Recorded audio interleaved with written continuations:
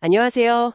오늘 여러분과 함께 한국 교회사에서 정말 중요하고 또 어쩌면 가슴 아픈 시기, 바로 1930년대 일제강점기의 신사참배 문제를 깊이 들여다보려고 합니다.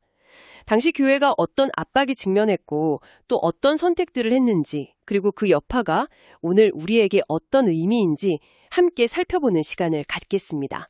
자, 한번 시작해 볼까요? 네. 이 시기는 사실 교회 내부적으로도 세대 교체라던가 또 새로운 신학사조의 유입, 이단 문제 같은 그런 고민들이 있었어요. 하지만 그 무엇보다도 강력했던 건 역시 외부로부터의 압박, 바로 일제의 탄압이었죠. 신사참배 요구 자체는 사실 좀 더 일찍부터 있었지만요. 1930년대 들어서면서는 그 강도나 방식이 이전과는 비교할 수 없을 정도로 아주 집요하고 또 폭력적으로 변해갑니다. 성도들의 삶 깊숙이 파고들기 시작한 거죠. 네, 1930년대 시대적 배경 자체가 참 암울했잖아요. 전 세계적으로 대공황 여파가 있었고 일본 경제도 큰 타격을 받았고요. 일본은 이걸 타개하려고 그 제국주의적 야욕을 채우려고 소위 대동아 공영권 이걸 내세워서 만주 침략, 중일 전쟁 이렇게 침략 전쟁을 본격화했죠. 맞습니다. 그리고 그 침략 전쟁을 정당화하고 또 뒷받침하기 위해서 식민지 조선에 대해서는 아주 강력한 정책을 폈어요. 바로 황국신민화 정책. 그러니까 조선 사람들을 완전히 일본 천황의 백성으로 만들겠다는 거였죠. 아, 황국 신민화 정책이요? 네, 구체적인 내용들이 바로 그 신사참배 강요, 또 천황에 있는 동쪽을 향해 절하는 동방요배, 그리고 매일 아침마다 우리는 대일본 제국의 신민이다 하는 그 황국신민서사 제창 같은 것들이었어요. 매일 아침이요? 와. 네, 심지어 이름까지 일본식으로 바꾸는 창씨 개명, 또 일본어 사용 강요 계속 이어졌습니다. 자신들의 침략 전쟁을 서구 제국주의로부터 아시아를 해방시키는 성전이다 이런 식으로 미화하면서요. 그런 분위기 속에서 종교단체까지 국가 통제 아래 두려고 했다는 건데 여기서 그 신도라는 게 핵심 역할을 했군요. 이게 원래는 일본 고유의 민간신앙이었죠. 자연 만물에 신이 깃들어 있다, 조상 숭배하고 그런 거였는데. 그렇습니다. 원래는 그런 민간신앙이었는데 메이지 유신 이후에 일본이 근대국가 체제를 갖추잖아요. 그때 왕정복고를 하면서 천황을 중심으로 국가를 재편하려고 했어요. 이 과정에서 천황을 거의 살아있는 신처럼 신격화하고 국민 사상을 하나로 묶으려고 한 거죠. 그러면서 이 민간신앙이었던 신도를 이용한 겁니다. 이걸 국가종교, 그러니까 국교의 위치로 끌어올린 거예요. 아, 국가 통치 이데올로기군요. 네, 천황의 조상신이라는 그 아마테라스 오미감이나 신화 속 인물, 전쟁 영웅 같은 사람들을 신사, 그러니까 사당에 모셔놓고 국가적으로 숭배하게 한 거죠. 이게 바로 국가신도입니다. 그리고 이 국가신도를 모든 종교 위에 두려고 한 겁니다.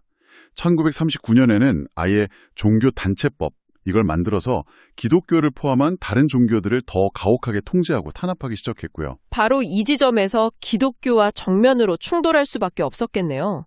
유일신 하나님을 믿는 기독교 교리상 천황을 숭배하거나 다른 신에게 절하는 신사참배는 근본적으로 받아들일 수가 없는 거잖아요. 정확합니다. 그게 핵심이었어요. 게다가 당시 많은 기독교인들이 민족운동이나 독립운동에 깊이 관여하고 있었기 때문에 일본 입장에서는 기독교가 더더욱 눈에 가시 같은 존재였죠. 그렇군요. 그래서 기독교가 주요 탄압 대상이 될 수밖에 없었습니다. 곳곳에 신사를 세우기 시작했군요. 자료를 보니까 1925년에는 서울 남산에 아주 크게 조선신궁이라는 걸 지었고요. 나중에는 거의 면 단위까지 신사를 세우게 하는 일면일신사 정책. 와. 네, 맞아요. 일면 일신사 정책. 심지어 나중에는 가정마다 가미다나라고 하는 작은 신단을 만들어서 아침마다 절하도록 강요하기까지 했습니다. 일상생활까지 완전히 통제하려고 했던 거죠. 정말 숨막히네요. 처음에는 종교가 아니라 국가 의례다 이렇게 좀 회유하는 척도 했다면서요. 네, 그런 논리를 폈죠. 이건 그냥 국가에 대한 충성을 표현하는 의식일 뿐이다. 하지만 그게 오래가지 않았습니다. 점점 노골적으로 강압적인 태도를 보였어요. 특히 기독교 계열 학교들이 아주 큰 압박을 받았습니다. 신사참배 거부하면 바로 폐교시키겠다고 협박했으니까요. 아, 학교를 걸고 넘어졌군요. 바로 이 지점에서 기독교계의 반응이 좀 갈리기 시작하는 것 같아요. 모든 학교나 교회가 그냥 다 따른 건 아니었을 텐데요. 물론입니다. 특히 그 장로교 소속의 미션 스쿨들 중 상당수는 신사참배를 명백한 우상숭배로 봤어요. 그래서 아주 완강하게 거부했습니다. 예를 들면 평양의 숭실학교, 숭실전문학교, 지금의 숭실대학교 전신이죠. 거기를 비롯해서 대구, 개성, 또 남장로교 선교부가 있던 광주, 목포, 순천 이쪽 지역의 학교들이 다 신사참배 요구에 불응하고 결국 1938년 무렵에 폐교의 길을 선택합니다. 잦은 폐교요? 네, 이건 정말 선교사님들 입장에서도 너무 고통스러운 결정이었을 거예요. 자신들이 정말 피땀 흘려서 세운 학교, 또 교회가 문 닫는 걸 그냥 지켜봐야 했으니까요. 하지만 또 모든 학교가 다 그런 길을 간 건 아니었군요. 자료에 보니까 언더우드 선교사가 세운 연희전문학교, 지금 연세대학교죠. 거기는 신사참배를 애국행위나 국민의례로 받아들이고 폐교하지 않았다는 기록도 있네요. 네, 그런 사례도 있습니다. 일본이 바로 그 지점을 파고든 거예요. 이건 종교의식이 아니다. 국가의례다. 이 논리를 계속 내세우면서요. 심지어는 일본 본토의 좀 친일전인 기독교 지도자들, 예를 들면 도비다 목사 같은 사람을 조선에 보내서 강연하게 했어요. 신사참배 거부하는 건 비국민적이고 기독교 가르침에도 어긋나지 않는다. 뭐 이런 식으로요. 아, 내부 분열을 유도한 거네요. 그렇죠. 동시에 교회 안에 있는 지도자들을 개별적으로 만나서 회유하고 또 협박하고 선교사들과 한국인 지도자들 사이를 이간질하려는 시도도 있었고요. 이런 복잡하고 어려운 상황들이 계속 쌓이다가 결국 1938년 9월 한국 장로교 총회에서 신사참배를 공식적으로 결의하게 되는 그 운명의 날로 이어지는군요. 그 총회 현장 분위기가 어땠을지 상상만 해도 참 숨막힙니다. 와, 정말 살얼음판 같았다고 합니다. 제27회 조선 예수교 장로회 총회가 평양 서문박교회에서 열렸는데요. 이미 총회가 열리기 전부터 분위기가 아주 안 좋았어요. 전국에 23개 노회가 있었는데 그중에 17개 노회가 이미 일제 압력 때문에 신사참배를 가결한 상태였고요. 총회 장소도 원래는 신의주였는데 일본이 압력을 넣어서 평양으로 바뀌었어요. 장소까지 바꿨군요. 네. 그리고 주기철 목사님처럼 신사참배에 정말 강하게 반대했던 분들은 아예 총회에 참석 못하도록 미리 경찰에 잡혀가거나 구금된 상태였습니다.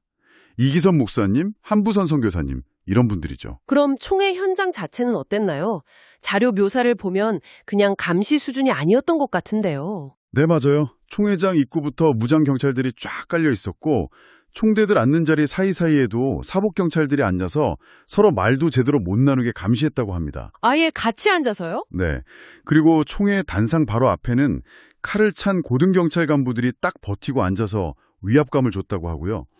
이미 많은 총대들이 개별적으로 경찰서에 불려가서 조사를 받으면서 신사참배 찬성하라고 강요받거나 뭐 회유, 협박 이런 걸 당한 상태였다고 해요. 외국인 선교사들한테도 압력이 있었나요? 네, 선교사 총대들한테는 이건 조선인들 문제니까 당신들은 빠져라, 간섭하지 마라 이런 식으로 경고까지 했다고 합니다. 이런 상황에서 뭐 제대로 된 토론이나 논의가 가능했을 리가 없겠네요. 불가능했죠. 모든 게 정말 다 짜여진 각본대로 흘러갔습니다. 신사참배 안건이 딱 올라오자마자 미리 정해둔 사람이 동의하고 또 다른 사람이 제청하고 반대 의견을 내려고 했던 방유량 선교사님이나 한부선 선교사님 같은 분들은 발언 기회 자체가 완전히 묵살됐어요. 특히 한부선 선교사님은 계속 항의하다가 경찰한테 붙들려서 강제로 질질 끌려나가는 그런 수모까지 당하셨다고 합니다. 아, 정말. 그럼 투표는 어떻게 된 건가요? 사실상 투표라고 하기도 좀 민망한 수준이었어요. 기록을 보면 거수로 진행했는데 한 10명 정도가 찬성 의사를 표했고 나머지는 그냥 침묵했습니다. 반대표는 하나도 없었고요. 침묵. 네, 그러자 총회장이었던 홍태기 목사가 곧바로 신사참배 가결을 선포했고 서기는 미리 준비해둔 성명서를 읽어 내려갔습니다. 그 성명서 내용이 어떤 거였죠? 내용은 이렇습니다. 신사는 종교가 아니고 기독교 교리에도 위배되지 않음을 이해해야 한다. 신사참배는 애국적 국가의식이므로 우리가 앞장서서 실천하며 황국 신민으로서의 정성을 다한다. 뭐 이런 내용이었어요. 와, 기독교의 가장 기본인 10계명, 제1계명을 그냥 정면으로 어기는 결정을 교단 총회가 내린 거네요. 바로 그 순간이죠. 한국 교회사에서 가장 비극적인 순간 중 하나로 기록됩니다. 너무 충격적인데요. 그리고 그 결의 직후에 그걸 바로 행동으로 옮기는 장면이 사진으로도 남아있다고 하셨죠. 네, 맞습니다. 결의가 통과된 바로 그날 정오에 총회 부회장이었던 김길창 목사가 23개 노회 대표들을 이끌고 평양 신사에 직접 가서 참배를 했습니다. 이 장면이 당시 신문에 아주 크게 보도가 됐어요. 이로써 한국 장로교회, 더 나아가서 한국 기독교 전체가 공식적으로 신사참배라는 우상숭배의 길로 들어서게 된 겁니다. 일단 한번 그 타협의 문턱을 넘으니까 그 이후 교회의 모습은 어떻게 변해갔나요? 예상은 되지만. 네, 고난을 피하려고 선택한 타협은 결국 더 깊은 수렁으로 교회를 빠뜨렸습니다. 교회는 일본의 침략전쟁을 성전이라고 부르면서 미화하고 아주 적극적으로 협력하게 돼요.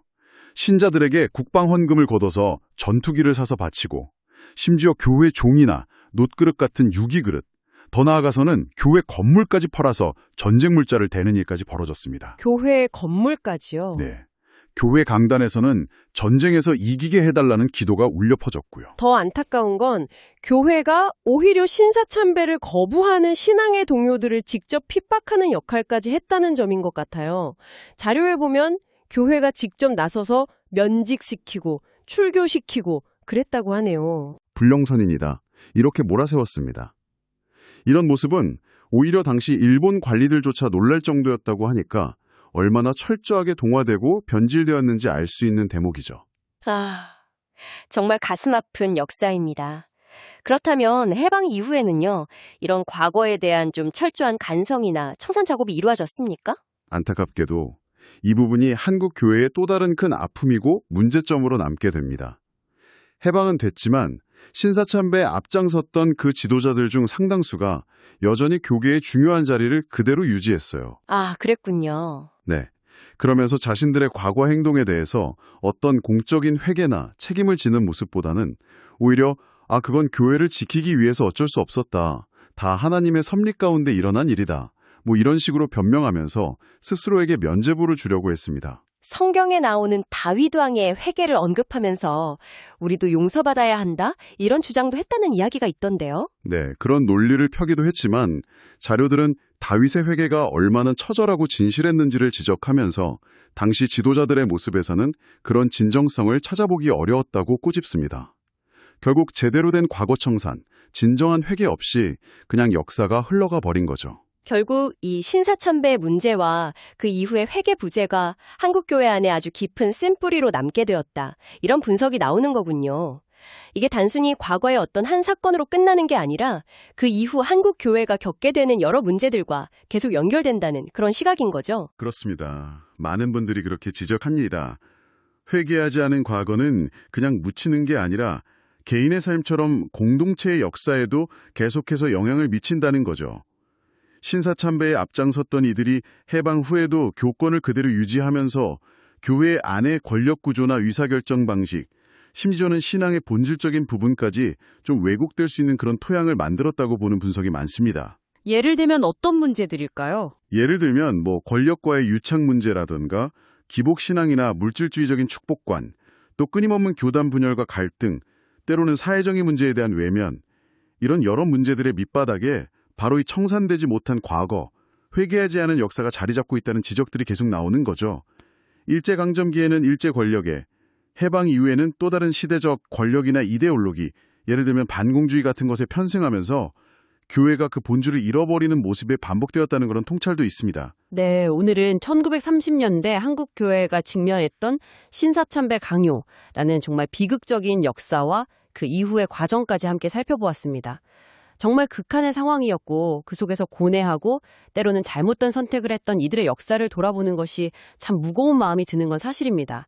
하지만 여러분께서 보내주신 자료들 말미에는요, 이런 암흑 같은 상황 속에서도 끝까지 신앙의 순수성, 그 절개를 지키며 불복하고 저항했던 분들의 이야기도 함께 담겨 있었습니다. 주기철 목사님, 손영원 목사님 같은 분들이 대표적이겠죠. 어쩌면 이 어둡고 아픈 역사 속에서도 우리가 붙잡아야 할 어떤 희망이나 가르침은 바로 그분들의 존재 자체에 있는지도 모르겠습니다. 맞습니다. 역사는 회개하지 않는 개인이나 공동체가 결국 어떤 길을 걷게 되는지를 보여주는 동시에 정말 칠흑 같은 어둠 속에서도 신념을 지키면서 빛을 발했던 사람들의 존재 또한 분명히 증언합니다. 오늘 우리가 함께 나눈 이 역사는 어쩌면 우리에게, 그리고 지금 이 이야기를 듣고 계실 여러분에게 이런 질문을 던지고 있는 것 같습니다. 도저히 감당하기 힘든 극한의 압력 앞에서 신념을 지킨다는 것은 과연 무엇을 의미할까?